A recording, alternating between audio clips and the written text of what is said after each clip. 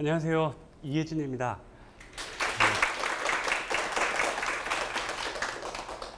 2부 주제를 아픔에서 아름으로라고 정해봤습니다. 1부에서는 제가 제 직업에 관한 이야기를 했다면 2부에서는 지금 제가 어떤 경험을 토대로 정말 몇 억을 줘도 아깝지 않은 인생 공부를 하고 있거든요. 그 이야기를 오늘 여러분들한테 해주려고 준비해왔고요. 오기 전에 제 친구한테 오늘 이런 이야기를 할 것 같은데 하니까 친구가 네가? 이런 이야기를 하더라고요. 왜냐하면 제가 어찌 보면 너무 일에만 매진하고 또 이런 생활적인 거나 사람들 관계에 있어 가지고 굉장히 어색하고 어설픈 삶을 살았거든요. 그러다 보니 친구가 좀 주제 넘는 소리 하지 마라 이렇게 얘기를 하길래, 근데 꼭 그렇잖아요. 강연이라는 게 꼭 어떤 걸 이룬 사람들만 하는 게 아니라 저는 오늘 반성문 쓰듯이 제가 실패하고 부족하다고 느꼈던 부분들을 또 여러분들과 공유하고 싶어서 이 주제를 가져왔고요. 그래서 부제를 붙였어요. 오는 길에 주제 넘는 소리. 예, 오늘 주제는 아픔에서 아름으로 라는 주제지만 제가 주제 넘는 소리를 한번 시작하도록 하겠습니다. 저에게 그런 질문 받지 않나요? 어떤 꽃을 좋아하냐고. 근데 저는 꽃이 장미도 예쁘고 백합도 예쁘고 다 예쁘더라고요. 꼭 어떤 꽃을 지칭하기가 힘들어서 그냥 저는 야생화가 좋다고 하거든요. 야생화를 보면 좀 생김새도 개성이 있고 그리고 진한 향도 있고요. 근데 무엇보다 얘들은 아무도 돌봐주지 않는데 스스로 생명을 틔운 거잖아요. 그런 생명력, 그게 참 이 꽃들이 더 아름답게 보이게 되더라고요. 세계에서 가장 빠른 사나이 우사인 볼트. 우사인 볼트가 달릴 때 사람들은 감탄을 하죠. 예, 세상에서 제일 빠른 사나이니까.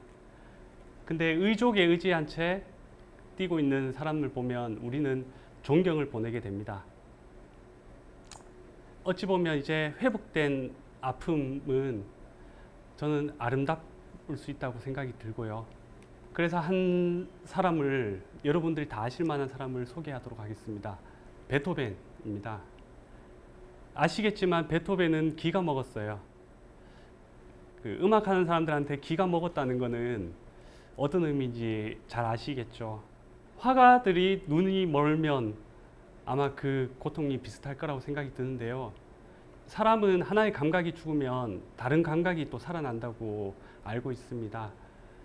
베토벤은 기가 멀었지만 오히려 내면의 소리를 들을 수 있는 그런 귀는 더 밝아졌다고 생각이 들어요. 솔직히 옆집 사람이 똑똑 녹화하는 소리는 못 들어도 운명이 어떻게 녹화하는지는 들을 수 있었던 사람이었고요.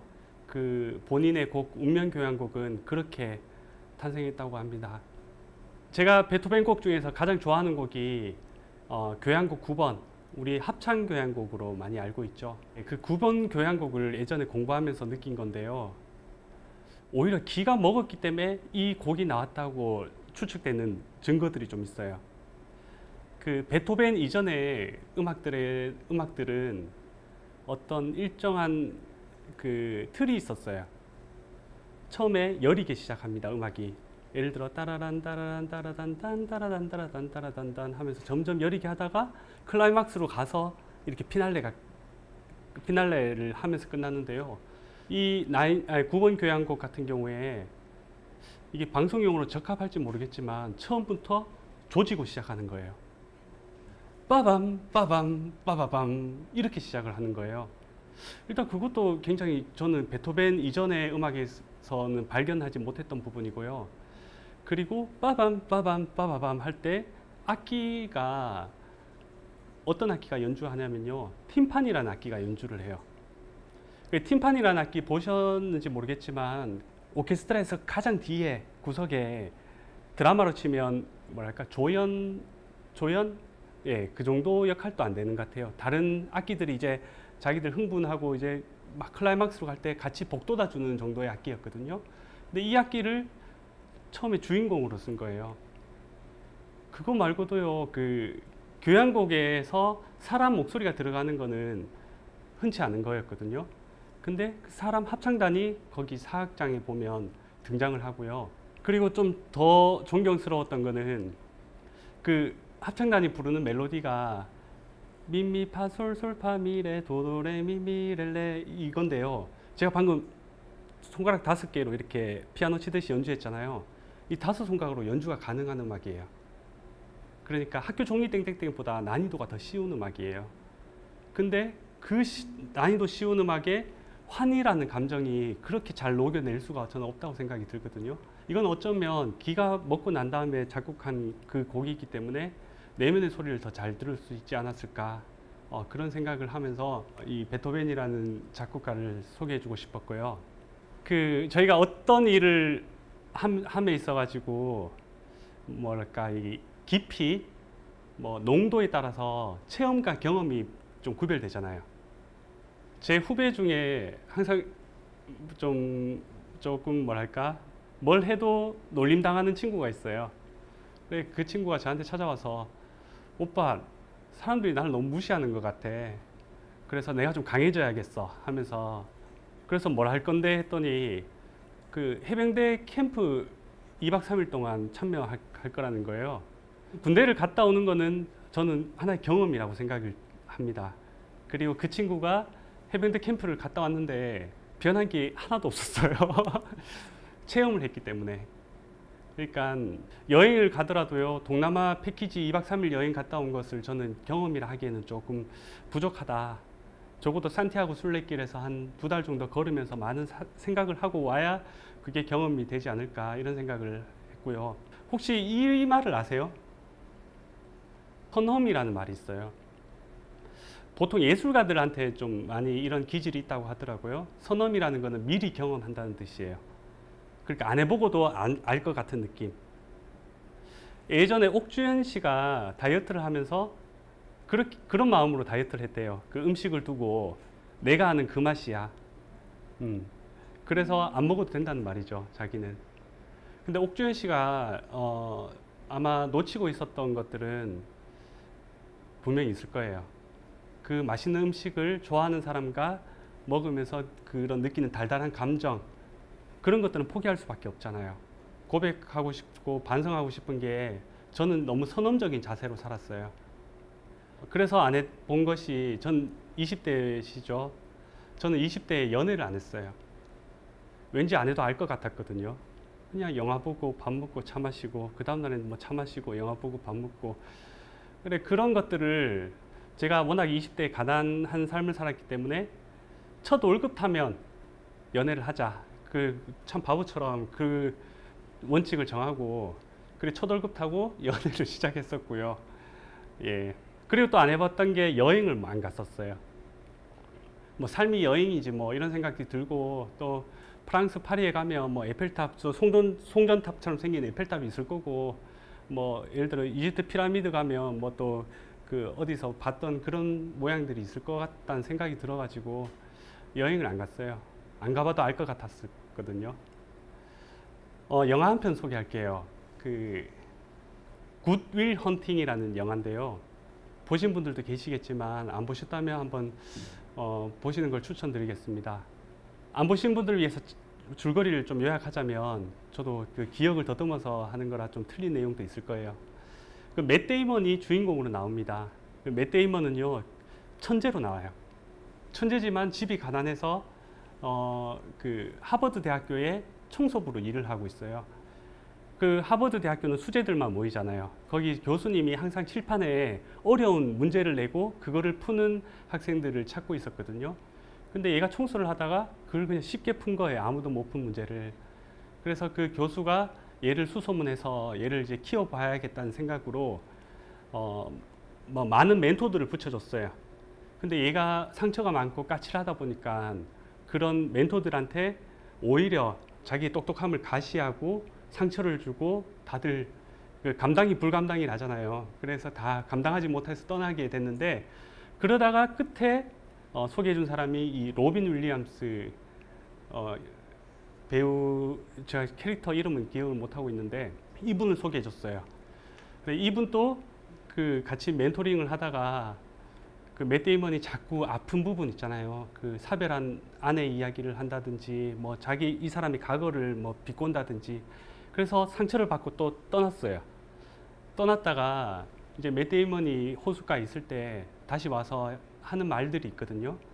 그게 뭐 여기 가사 보시면 알겠지만 정확히 기억은 못합니다. 그냥 대충 뭐 내용만 더듬어서 얘기하자면, 그래, 너가 똑똑한 거는 내가 알겠어. 그리고 너는 뭐 연애 소설이나 심리에 대해서 잘 아니까 뭐 사랑이 어떤 건지 알겠지만 여기 보면 여인 옆에서 눈 뜨면 느끼는 행복이 뭔지는 모를 거야. 그리고 사랑하는 아내를 떠나보내야 되는 그 심정을 너가 어떻게 알겠니? 전쟁터에서 전우가 눈앞에서 죽어가는 그 상실감을 너가 어떻게 알겠냐고. 즉, 넌 애송이야. 배울 생각이 있으면 다시 오너라. 이러면서 이제 맷 데이먼이 그 납작 엎드리게 되는 그런 게 있는데요. 그래서 저 같은 경우도 이제 그런 여러분들 앞에서 좀 부끄러운 거는 제가 그렇게 많은 경험을 하지 못했다는 생각이 들더라고요. 오히려 그 상처받는 게 두려워서 연애를 안 하게 되고, 뭔가 알 것 같다는 교만으로 인해서 여행을 안 하게 되고, 그래서 저는 지금부터 삶을 180도 바꾸기로 했어요. 2018년 8월 10일에 깨우친 생각인데요. 그래서 그거를 문신으로 새길까 하다가 주변의 반대로 인해서 그냥 가슴에 새기기로 했는데, 그래서 마음쓰기 훈련 중에 있어요. 제가 저는 중학교 때부터 혼자 살았어요. 지금까지. 그러다 보니 좀 외로움이 많은 것 같고요. 그리고 어떤 뭐 사람들과의 기본적인 그런 관계를 배우지 못했는 것 같아요. 그래서 항상 집에서 제가 어떤 생각한 것들을 이렇게 다른 사람들한테 가서 이야기한 적은 많았지만, 오늘 같이 이런 에피소드들을 집에 가서 누군가와 대화를 해본 적이 없었어요. 그래서 제 친한 후배가 그러더라고요. 형은 토론이나 강의는 좀 잘하는 것 같은데 대화를 못하는 것 같아. 그리고 실제로 어떤 후배가 저한테 형, 나 오늘 너무 힘든데 소주 한 잔 사줘 이러면 제가 그 친구를 만나서 해줄 말이 없더라고요. 강의만 하고 있었어요, 그 친구한테. 이러한 경험들을 머리로 얘기하는 게 아니라 마음을 쓰면 좋은 선배가 될 수 있다는 생각이 들더라고요. 제가 재작년에 어머님이 돌아가셨거든요. 그래서 장례식장을 상주로 있으면서 많은 사람들이 와줘서 너무 고마웠어요. 와서 삼가 고인의 명복을 빕니다 라는 위로도 받았고요. 그리고 와서 일도 거들어주고 너무 고마웠는데, 제가 좋아하고 평소에 따르던 형이 하나 있어요. 근데 그 형 이야기를 잠깐 얘기하자면요, 그 형은 저보다 더 불우한 삶을 살았어요.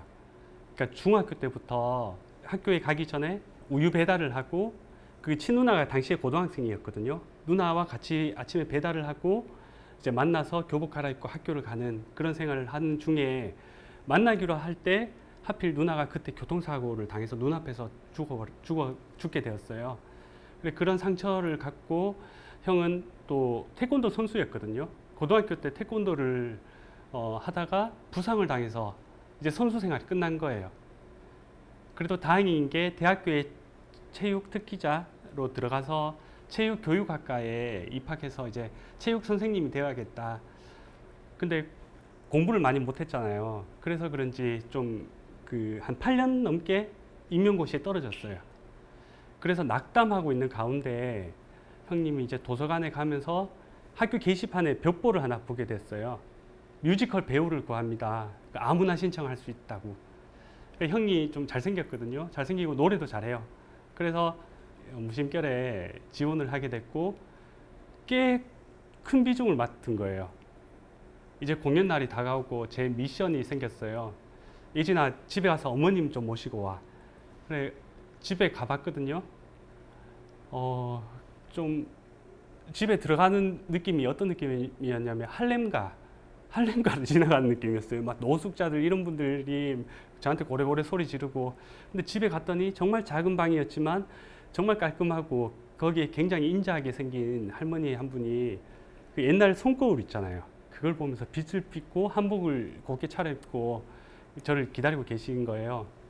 근데 그분을 데리고 이제 공연장에 갔는데, 하필이면 형이 맡은 역할이 불효자. 근데 불효자였다가 이제 개가천선에서 어머니라는 노래를 부르는, 혼자 노래 부르는 씬이 있어요. 저는 느낌이 오죠. 꾹 누르면서 이제 노래를 하고, 어머님이랑 저랑 그냥 옆에서 막 서로 울고 있고. 근데 공교롭게도 그 공연이 있고 얼마 되지 않아서 어머님이 돌아가셨어요. 병명은 괜찮다 병이라고요. 원래는 큰 병을 갖고 계셨대요. 근데 그걸 아무도 몰랐어요. 죽고 나서 알게 된 거죠. 또 공교롭게도 그 다음 해에 형이 임용이 붙었어요. 그리고 그 다음 해에 사랑하는 사람을 만나서 결혼을 했고 그 프로포즈를 제가 기획했어요. 그리고 그 다음에 이제 애가 태어났고요. 그래서 제가 이제 그 장례식장에서 사람들이 와줘서 이렇게 위로를 해주면서 고맙기는 했지만 저 멀리서 형의 얼굴이 보이더라고요. 걸어오고 있는 게. 아, 그때부터는 제가 이제 참아왔던 눈물이 그냥 다 터지게 되더라고요. 그래서 형이 조문을 하고 저한테 이제 안아주면서 뭐라고 얘기하냐면 애썼다. 근데 그 애썼다라는 말이 그냥 쉽게 얘기했다가는 이게 신뢰가 되는 말이거든요. 그래서 우리는 삼가 고인의 명복을 빕니다. 그 굉장히 꽉 찬 말로 위로를 하잖아요. 근데 애썼다라는 거는 좀 가벼울 수도 있지만 저는 그 말이 너무 저한테 감동이 됐어요. 그래 모든 그런 경험들을 이게 마음으로 느끼고 마음으로 전달했을 때는 그게 전 통한다고 생각이 들었고요. 그래서 저는 앞으로 어떤 사람이 될까라고 생각을 했을 때 좋은 선배가 되자. 제가 좋아하는 형처럼 그냥 그런 것들을 마음으로 공감해 줄 수 있는 뭐 나 때는 말이야 뭐 이런 느낌이 아니라 꼰대가 아니라 그렇게 좋은 선배가 되기로 했고요. 그리고 지금 당장 행복해야 되겠다는 생각을 했어요. 제가 예전에 뭐 연애를 미루고 이랬던 것들은 어찌 보면 그 행복을 유예한 거거든요. 미룬 거예요. 저는 왜 그런지 모르겠는데 예전에 그 경주에 황남빵이라는 빵이 있어요. 그 빵이 맛있거든요. 그걸 선물로 받았을 때 너무 먹고 싶었어요. 근데 이 맛을 즐기는 걸 나중에 해야겠다. 그래서 냉장고에 보관을 했더니 벌써 식어버린 거예요. 그래서 놓친 적이 있는데 그래서 저는 어릴 때부터 초코파이 먹을 때도요 맛있는 건 항상 빼고 맛없는 것부터 먹는 그런 버릇이 있었거든요. 근데 사는 것도 행복을 그렇게 미루면 나중에 행복할 줄 알았는데 저희 부모님을 보고 하여튼 여러 사람들을 봤을 때 그건 근거가 없다는 걸 알게 됐어요. 그러니까 지금 행복하고 지금 누려야 또 나중에 다른 게 새로운 게 올 거라는 그런 확신이 들었고요. 그래서 행복을 위해하지 말았으면 여러분들도 그런 얘기를 좀 하고 싶었습니다. 방법이 될지는 모르겠지만요. 우리가 어떤 경험을 하면서 솔직히 나이가 많다고 다 어른은 아니잖아요. 저는 나이보다는 나이 값이 중요하다고 생각을 하거든요. 근데 아름답게 나이 드신 분들을 보니까 어떤 게 달랐냐면요. 잘 느끼시더라고요. 공감을 잘 해주시고 제가 예전에 고시 공부할 때 도서관에 공부를 하는데요. 제가 그때 콜라병을 들고 있었거든요. 이 콜라병을 이제 버리려고 보니까 분리수거통에는 일반 쓰레기, 뭐 플라스틱, 또 뭐 캔, 뭐 이런 것들이 있었는데 병이 없는 거예요. 그럼 이걸 어디로 버려야 될까 고민을 했죠. 근데 이게 비슷하다고 해서 플라스틱에 넣었을 때는 다시 누군가 꺼내야 되거든요. 그래 경비 아저씨가 그냥 옆에 놔두면 된다고 해서 놔뒀는데 근데 우리가 살면서 사람들 마음에도 그런 분리수거통이 있는 것 같아요. 제가 이런 경험을 겪었을 때 만약 그 경험을 겪지 못한 사람은 이 이야기가 전달이 잘 안 되더라고요. 그리고 나는 이 이야기가 좋다 싫다 그런 단순한 개념이 아닌데 좀 어찌 보면 디테일한 건데 그 사람은 그래서 좋은 거야 싫은 거야 라고 자꾸 이분법적으로 구분 짓게 되고 그러니까 많은 경험들을 할수록 분리수거통이 많고 그래서 더 교감이 잘 되는 그런 경험들을 하게 되는데요. 그러기 위해서는 뭔가 잘 느껴야 되잖아요. 제가 퀴즈를 하나 가져왔어요. 여기 땡땡에 들어가는 말들이 뭐가 있을까요? 네? 감정이 풍부하다. 풍부하다. 또? 메말랐다. 예. 제가 좀 의아함이 들었어요. 왜 감성이라는 추상명사에 촉촉하다 또는 메말랐다 뭔가 일기예보나 나올 것 같은 그런 동사를 갖다 붙일까? 좀 말이 안 되잖아요. 비문이잖아요. 근데 그런 생각이 들더라고요. 지금 에어컨 바람이 나오잖아요. 근데 물론 바람을 느낄 수 있지만 여기에 적시면요 시원하거든요. 우리가 등산을 할 때 처음에는 몰랐다가 어느 정도 걷다가 쉬고 있으면 바람이 싹 불어요. 근데 바람은 처음부터 있었을 것 같아요. 땀에 젖어 있었을 때 우리가 잘 느끼는 것처럼 그러니까 촉촉한 상태에서 그 그런 진심이 잘 오간다고 저는 생각이 들거든요. 그래서 아마 메말랐을 때 건조했을 때는 아무 딱딱하니까 못 느끼니까 촉촉하게 좀 우리가 젖어 있는 감성으로 살면 이런 경험들이 다 교훈이 되지 않을까 그런 생각을 하게 됐고요. 근데 진정한 예민함에 대해서 또 고민을 했었어요. 제가 아주 가난했던 20대 시절에 마음에 드는 후배가 있었어요. 그래서 카페에 제가 커피 한 잔을 사주고 싶었는데 만약에 아침에 어머님이 돈을 붙인다 했거든요. 돈을 붙였으면 그 카드에 잔고가 있는 거고 안 붙였으면 잔액이 없는 거예요. 그래서 좀 굉장히 좀 저 딴에 긴장하면서 카페에 그 카드를 주면서 주문을 했죠. 근데 그걸 끌더니 분명히 잔액 부족이라는 게 떴을 거예요.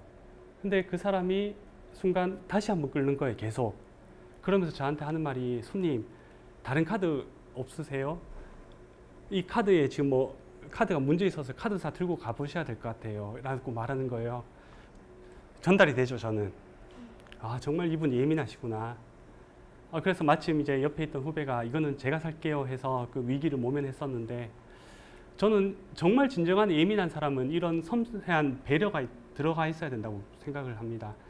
오히려 예민 떠는 사람들 있잖아요. 뭐 커피가 왔는데 뭐 맛이 어떠니 저떠니 하면서 뭐 주인 부르고 뭐 이런 사람들, 그건 저는 오히려 예민한 게 아니라 약한 거라고 생각이 들게 되었고요. 저는 이제 그런 예민한 이런 것들이 창의력이라고 저는 생각을 하는데요. 누가 스티브 잡스한테 물었대요. 창의력이 무엇인가요? 우리가 알고 있는 가장 창의적인 사람 중에 한 명이잖아요. 근데 그분이 했던 말이 내 삶의 경험이라는 점들을 이렇게 선으로 이은 거래요. 진짜 생각해보면 그런 것 같아요. 제가 지금까지 살면서 이렇게 경험했던 것들을 저는 이제 공연으로 만든다든지 아니면 여러분들도 다른 어떤 것들로 승화시키면 그게 자기의 자산이 되는 것 같고요. 그래서 스티브 잡스 같은 경우에 혹시 지금은 뭐 좀 모양이 다른데 예전에 아이팟이라는 mp3가 있었어요. 기억나세요? 액정 있고 밑에 동그라미가 있죠. 아무래도 제가 그 음악을 들으면서 커피를 한 잔 들고 있으면 결국 쓸 수 있는 손은 이 엄지손가락밖에 없더라고요. 그래서 아마 디자인이 그 엄지손가락만으로 작동할 수 있게 만들기 위해서 그렇게 나오지 않았을까. 어쨌든 그런 경험들이 이런 창의가 되고 혁신이 되었다는 생각이 들었습니다. 야생화로 이야기를 시작했는데요. 그 제가 좋아하는 사자성어 중에 질풍경초라는 말이 있더라고요. 바람이 얼마나 모진지 그때 돼서야 이제 풀이 얼마나 강한지 알 수가 있다는 말. 예. 그래서 저는 이 말도 문신에 새기려고 했다가 주변에서 반대가 심해가지고 마음에 새기기로 했고요. 이제 끝으로 어떤 삶을 채울 것인가라는 걸로 이제 저는 이제 인생을 살아갈 건데요. 제가 보기보다 나이가 그렇게 많지는 않아요. 이제 35이 됐거든요. 다들 안 놀라는 척 하시는데. 근데 좀 살아온 걸 이렇게 되돌아보니까요. 저는 좀 응축된 삶을 산 것 같아요. 뭐 일단 사랑하는 사람들, 제가 가장 사랑했던 사람들 5손가락을 꼽자면 뭐 어머님, 아버님, 뭐 할머니 다 있을 거잖아요. 그런 5손가락을 이미 다 떠나보낸 거예요. 그리고 한편 드는 생각은 더 이상 저는 이제 맞을 매가 없다는 생각이 들면서, 왜냐하면 여러분들은 이제 그런 슬픔을 이제 하나씩 겪어야 될 때가 올 건데 저는 이미 좀 그런 큰 슬픔을 겪었기 때문에 좀 홀가분한 그런 것도 있고요. 근데 항상 그런 이별 후에 느끼는 거는 이 뭔가 마음이 파산된 느낌. 예, 저는 예전에 총 맞은 것처럼 그 노래 가사가 좀 은유가 좀 세련되지 못했다는 느낌을 받았었는데, 지금은 그 노래 가사만큼 제 심정을 표현할 수 있는 말이 없더라고요. 이 구멍난 가슴을 어떻게 채울까? 과거에 연연할까? 아니면 새로운 내 자기 성찰로 인한 새로운 아이템을 집어넣을까? 그렇게 해서 지금은 아까 전에 얘기했듯이 제가 지금 나이 35에 남들은 이미 했던 것들을 지금 배우고 있는 단계고요. 좀 재미있는 일화 하나 소개하고 마치도록 하겠습니다. 이 이야기가 실한지는 모르겠어요. 그냥 어깨 너머로 들었는데 그래도 시사하는 바가 좀 있어서 이야기를 하도록 할게요. 예전에 어느 집에서 호박 반지가 하나 나왔대요. 그래, 호박 반지를 그걸 어떤 집에 온 사람이 보더니 그 반지를 자기한테 팔아라는 거예요. 그래서 얼마에 팔까 이러니까 한 1억 줄게 이러니까 호박 반지가 1억은 하지 않거든요. 다이아몬드도 아닌데 그래서 이걸 좀 내가 팔기가 좀 그렇다. 근데 또 어디 가서 그 반지를 본 사람이 다른 사람이 또 팔아라는 거예요. 그래 이 반지에 뭐가 있겠구나 싶어서 어떤 전문가한테 찾아갔대요. 그래서 전문가가 보더니 정말 살 수 있다면 내가 사고 싶다고 얘기하는 거예요.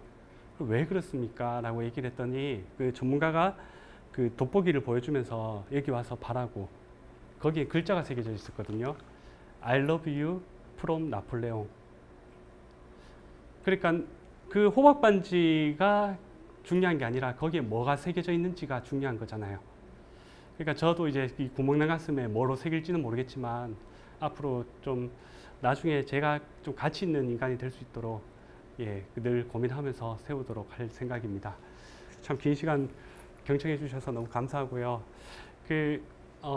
진짜 모든 경험은 값진 것 같아요. 그리고 진짜 이제 와서 느끼는 건데요. 저는 이제 그 실연의 상처에서 좀 많이 회복이 됐어요. 또 많이 채워졌고 다른 것들로 나와본 사람은 알 것 같아요. 이게 제가 있었던 곳이 동굴이 아니라 터널이라는 것을 혹시나 여러분들도 좀 뭔가 어떤 막막하고 보이지 않는 그런 곳에 빠져 있다 하더라도 계속 하다 보면 더 목적지에 빨리 도달할 수 있는 터널이었다는 걸 알게 될 날이 올 것 같아요. 그 선배라는 게 먼저 배워서 선배잖아요. 그래서 저는 뭐 여러분들이 먼저 배웠을 수도 있겠지만 지금 배웠던 것들을 여러분들한테 꼭 이야기하고 싶었습니다. 주제 넘는 소리 해서 죄송하고요. 경청해 주셔서 감사합니다. 네.